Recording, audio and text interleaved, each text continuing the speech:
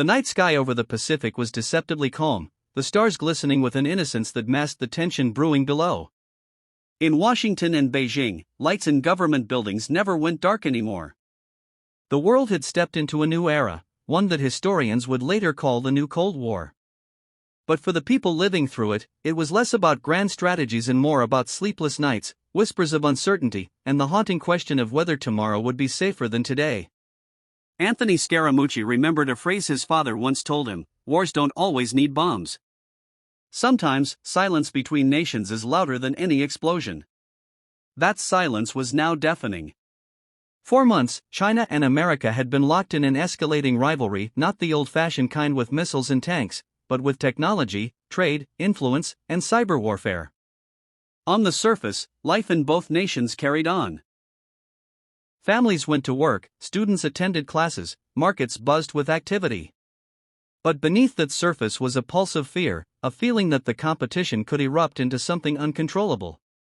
In a small Beijing apartment, Mei Lin, a 24-year-old computer engineer, sat at her desk staring at code that could change the world.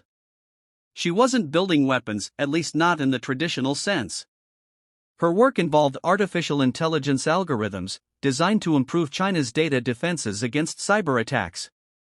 Yet she couldn't ignore the feeling that what she was helping to create might one day become a tool in a shadow war against people she would never meet, people across the ocean who might be just like her. Thousands of miles away, in a quiet suburb of Virginia, Alex Carter, a young cybersecurity analyst working for the U.S. government, faced the same moral struggle. He had joined his agency with a sense of patriotism, believing he was helping to protect democracy. But his days had become consumed with defending against foreign hacks, many traced back to China. The strange irony wasn't lost on him: someone on the other side of the world was probably working just as tirelessly to undo his work. And perhaps that someone wasn't a faceless adversary but a young professional like him, ambitious, tired, human.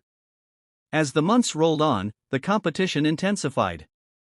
Trade wars slashed through global markets, companies folded under pressure, and entire families, American farmers and Chinese factory workers alike, felt the strain of decisions made far above their pay grades.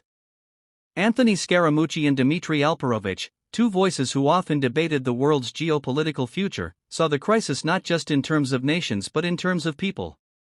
They knew this wasn't just an abstract chess game between superpowers, it was about lives, families, and futures hanging in the balance. Then came the event that nearly tipped the balance. A cyber attack hit major U.S.